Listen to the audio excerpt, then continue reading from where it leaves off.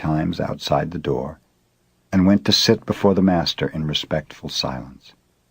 "You can hear the sound of two hands when they clap together," said Mokurai. "Now show me the sound of one hand." Toyo bowed and went to his room to consider this problem. From his window he could hear the music of the geishas. "Ah, I have it," he proclaimed. The next evening, when his teacher asked him to illustrate the sound of one hand, Toyo began to play the music of the geishas. No, said Mokurai, "that will never do. That is not the sound of one hand. You've not got it at all." Thinking that such music might interrupt, Toyo moved his abode to a quiet place. He meditated again. What can the sound of one hand be? He happened to hear some water dripping. "I have it," imagined Toyo. When he next appeared before his teacher, Toyo imitated dripping water. "What is that?" asked Mokurai. "That is the sound of dripping water, but not the sound of one hand. Try again." In vain Toyo meditated to hear the sound of one hand. He heard the sighing of the wind, but the sound was rejected. He heard the cry of an owl. This also was refused. The sound of one hand was not the locusts.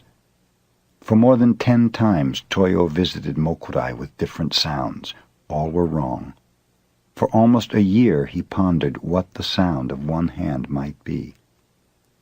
At last little Toyo entered true meditation and transcended all sounds. "I could collect no more," he explained later, "so I reached the soundless sound." Toyo had realized the sound of one hand.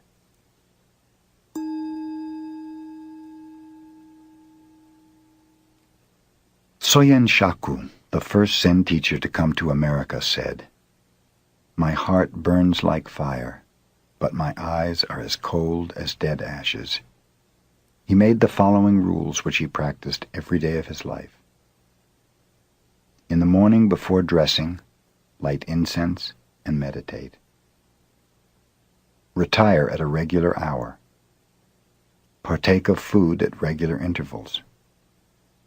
Eat with moderation and never to the point of satisfaction. Receive a guest with the same attitude you have when alone. When alone, maintain the same attitude you have in receiving guests. Watch what you say, and whatever you say, practice it. When an opportunity comes, do not let it pass by, yet always think twice before acting. Do not regret the past, look to the future. Have the fearless attitude of a hero and the loving heart of a child. Upon retiring, sleep as if you had entered your last sleep.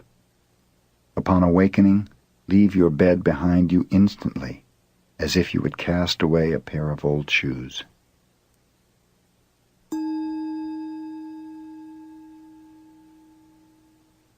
When Eishun, the Zen nun, was past 60 and about to leave this world, she asked some monks to pile up wood in the yard. Seating herself firmly in the center of the funeral pyre, she had it set fire around the edges. "Oh, nun," shouted one monk, "is it hot in there?" "Such a matter would concern only a stupid person like yourself," answered Eishun. The flames arose, and she passed away.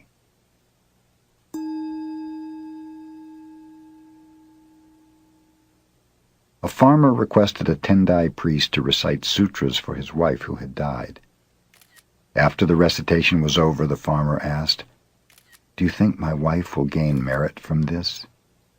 "Not only your wife, but all sentient beings will benefit from the recitation of sutras," answered the priest.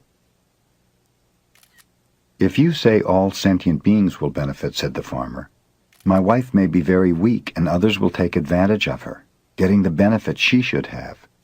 So please, recite sutras just for her." The priest explained that it was the desire of a Buddhist to offer blessings and wish merit for every living being. "That is a fine teaching," concluded the farmer, "but please make one exception. I have a neighbor who is rough and mean to me. Just exclude him from all those sentient beings."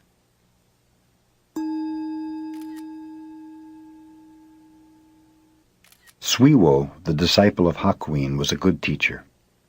During one summer seclusion period, a pupil came to him from a southern island of Japan. Suiwo gave him a problem. Hear the sound of one hand. The pupil remained 3 years but could not pass this test. One night he came in tears to Suiwo. "I must return south in shame and embarrassment," he said, "for I cannot solve my problem." "Wait 1 week more and meditate constantly," advised Suiwo. Still no enlightenment came to the pupil. "Try for another week," said Suiwo. The pupil obeyed, but in vain. Still another week. Yet this was of no avail. In despair, the student begged to be released, but Suiwo requested another meditation of 5 days. They were without result. Then he said, "Meditate for 3 days longer. Then if you fail to attain enlightenment, you had better kill yourself." On the 2nd day, the pupil was enlightened.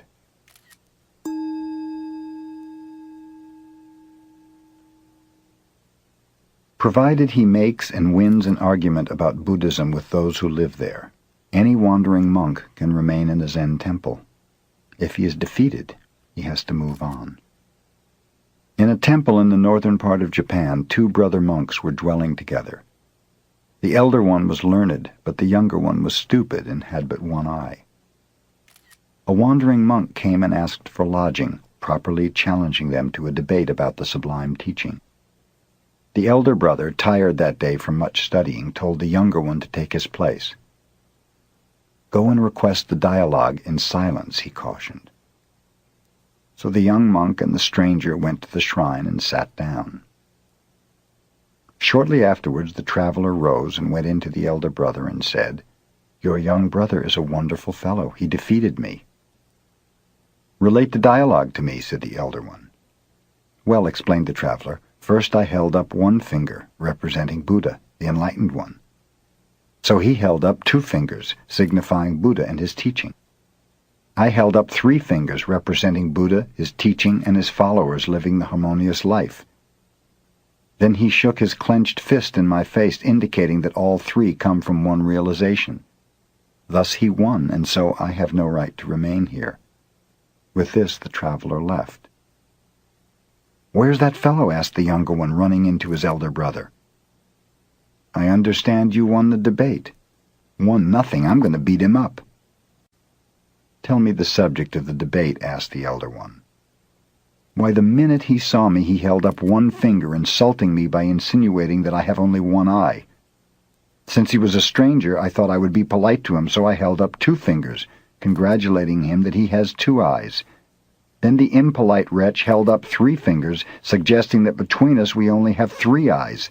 So I got mad and started to punch him, but he ran out and that ended it."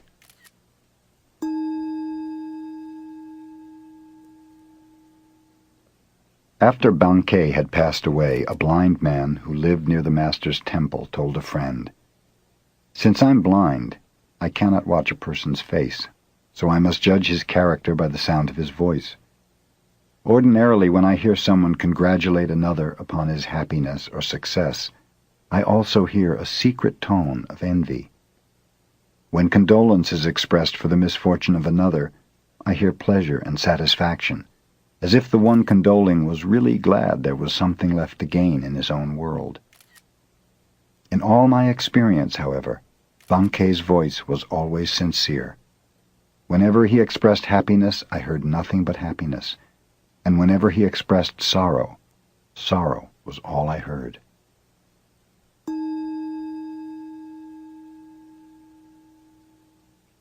Keichu, the great Zen teacher of the Meiji era, was the head of Tofuku, a cathedral in Kyoto. One day the governor of Kyoto called upon him for the first time. His attendant presented the card of the governor, which read, "Kitagaki, Governor of Kyoto." "I have no business with such a fellow," said Keichu to his attendant. "Tell him to get out of here." The attendant carried the card back with apologies. "That was my error."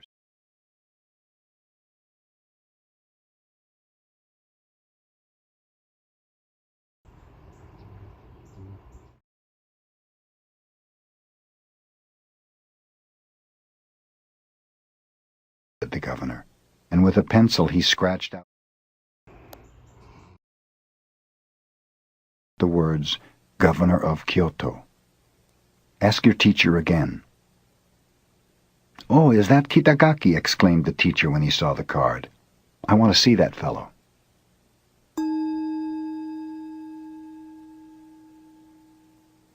When Banzan was walking through a market, he overheard a conversation between a butcher and his customer.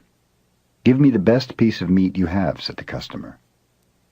Everything in my shop is the best, replied the butcher. You cannot find here any piece of meat that is not the best. At these words, Banzan became enlightened.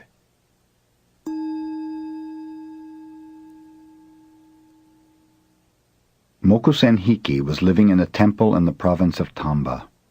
One of his adherents complained of the stinginess of his wife. Mokusen visited the adherent's wife and showed her his clenched fist before her face. What do you mean by that? Asked the surprised woman. Suppose my fist were always like that. What would you call it? He asked. Deformed, replied the woman. Then he opened his hand flat in her face and asked, Suppose it were always like that. What then? Another kind of deformity, said the wife. If you understand that much, finished Mokusen, you are a good wife. Then he left. After his visit, this wife helped her husband to distribute as well as to save.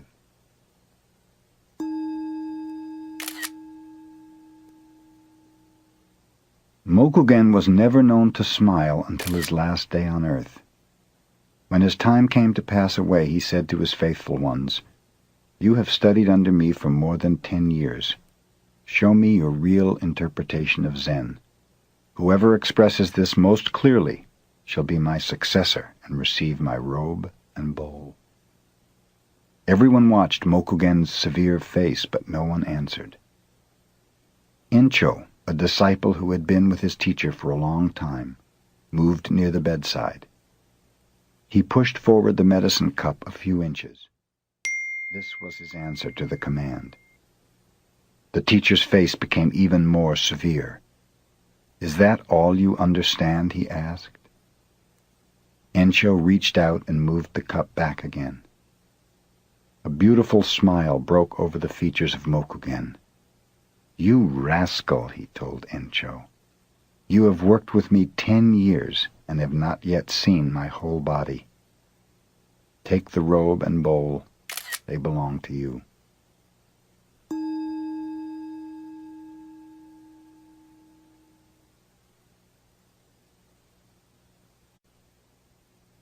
Zen students are with their masters at least 10 years before they presume to teach others. Nan-in was visited by Tenno, who, having passed his apprenticeship, had become a teacher. The day happened to be rainy, so Tenno wore wooden clogs and carried an umbrella. After greeting him, Nan-in remarked, I suppose you left your wooden clogs in the vestibule. I want to know if your umbrella is on the right or left side of the clogs. Tenno, confused, had no instant answer. He realized that he was unable to carry his Zen every minute. He became Nan-in's pupil, and he studied 6 more years to accomplish his every-minute Zen.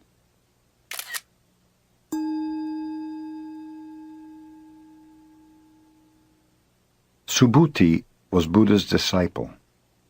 He was able to understand the potency of emptiness, the viewpoint that nothing exists except in its relationship of subjectivity and objectivity.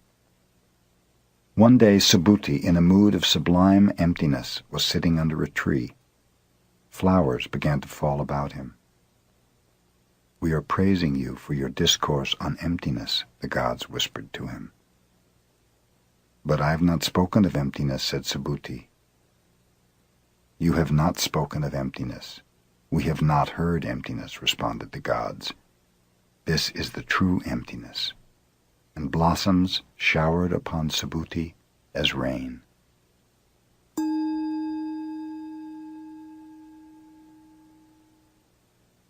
Gisho was ordained as a nun when she was 10 years old. She received training just as the little boys did. When she reached the age of 16, she traveled from one Zen master to another, studying with them all. She remained 3 years with Unzan, 6 years with Guke, but was unable to obtain a clear vision. At last she went to the master Inzan. Inzan showed her no distinction at all on account of her sex. He scolded her like a thunderstorm. He cuffed her to awaken her inner nature. Gisho remained with Inzan 13 years, and then she found that which she was seeking. In her honor, Inzan wrote a poem. This nun studied 13 years under my guidance.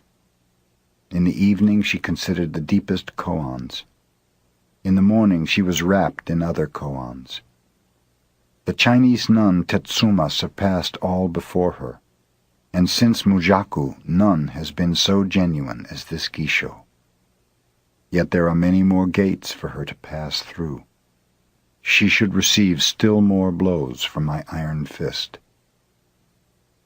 After Gisho was enlightened, she went to the province of Banshu, started her own Zen temple, and taught 200 other nuns until she passed away 1 year in the month of August.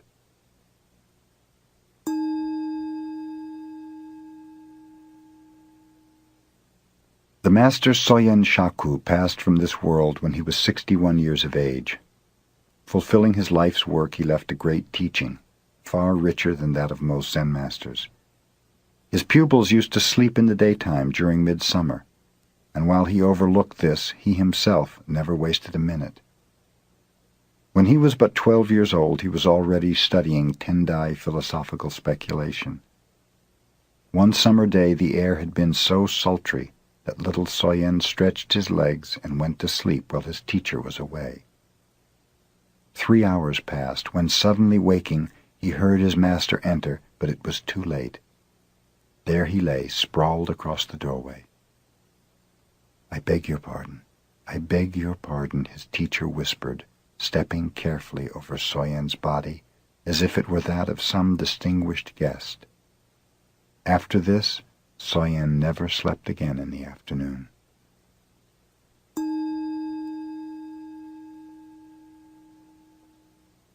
Our schoolmaster used to take a nap every afternoon, related a disciple of Soyen Shaku.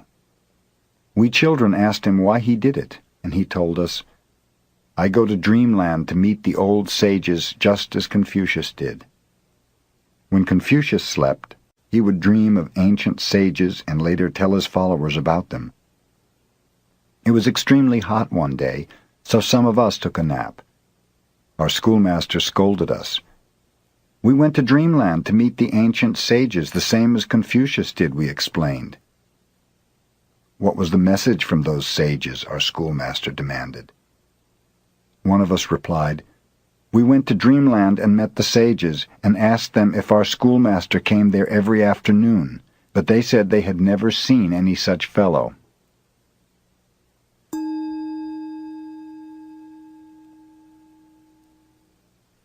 Joshu began the study of Zen when he was 60 years old and continued until he was 80 when he realized Zen. He taught from the age of 80 until he was 120.